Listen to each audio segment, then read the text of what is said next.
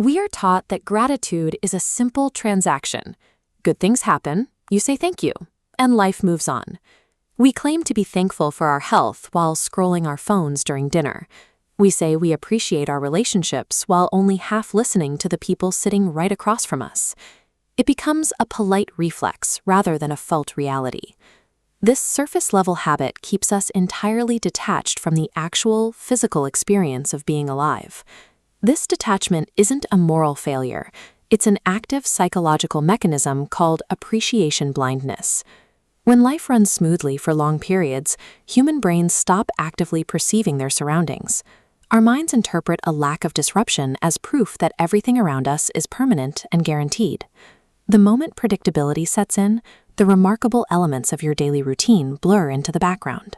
You walk through a beautiful room or eat a meal without registering a single detail, because comfort acts as a camouflage for the extraordinary. The tragic irony of our psychology is that we usually require a massive, painful disruption to shatter that illusion and force us to actually look at our lives again. Illness, loss, or failure feel like they destroy your capacity for appreciation, but extreme difficulty acts as a violent filter removal system. By threatening what you rely on, a crisis strips away the illusion of permanence, forcing your brain to realize comfort could disappear instantly. Think about a time you recovered from a severe illness or a period of intense anxiety. When you finally return to your baseline, sleeping through the night or simply feeling okay doesn't feel ordinary.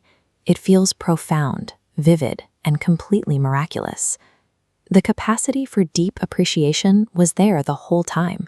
You just needed the mental clutter of a predictable life to burn away before you could access it. Hard times make gratitude unavoidable.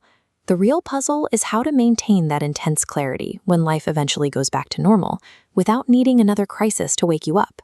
With gratitude archaeology, we excavate hidden layers of mundane actions, like reading. Surface layer, your physical ability to read. Biologically, your brain translates symbols. Historically, teachers and engineers made this possible. Societally, your survival needs are met. Existentially, you are conscious matter reflecting on itself. When you deliberately unpack an ordinary moment into these layers, you manually override your brain's assumption that life is boring. You engineer the exact same clarity a crisis provides, entirely without the trauma. Excavating your daily life like this has nothing to do with forcing a smile or pretending things are perfect when they aren't. It is an exercise in strict, objective accuracy. You are training your perception to acknowledge the massive accumulation of physical, historical, and biological gifts that are factually operating in the background of your life. By consciously quieting the noise of our own habits, we stop allowing suffering and loss to be the only mechanisms capable of showing us what matters. Right now, at this exact moment, there is ambient light hitting the walls of the room you're in. You can probably hear the faint, distant sounds of the environment around you.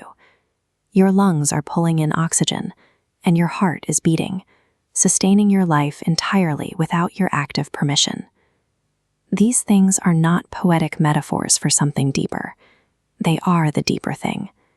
The appreciation we spend our whole lives chasing is already here, hiding in plain sight, proving that ordinary is just another word for miraculous.